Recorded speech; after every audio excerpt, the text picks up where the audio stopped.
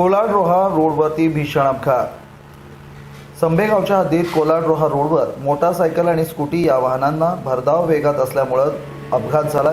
या दोन्ही मोटारसायकलचे चालक हे प्राथमिक आरोग्य केंद्र कोलाड येथे उपचारादरम्यान नेले असता डॉक्टरांनी तपासून त्यांना मृत असल्याचं घोषित केलं आहे. तर स्कूटीवर मागे बसलेले दोघं जण जखमी असून किरकोळ व लहान स्वरूपाच्या दुखापती होऊन हा अपघात झालेला आहे.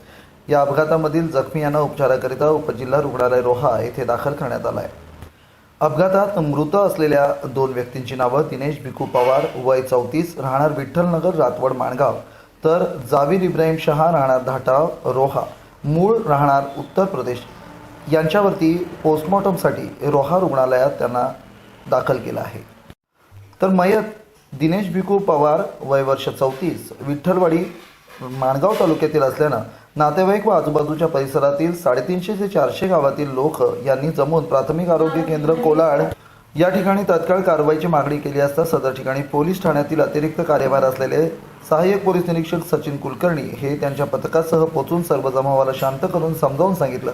त्याचप्रमाणे त्यांना तात्काळ कायदेशीर कारवाई करीत असून सर्वांना शांत राहण्याचं आवाहन करून या ठिकाणी शांतता प्रस्थापित केली. हा गुन्ह्याचा तपास सहाय्यक पोलीस निरीक्षक कुलकर्णी यांच्या मार्गदर्शनाखाली पोलीस उपनिरीक्षक भोजकर कोलाड पोलीस ठाणे हे करीत आहेत.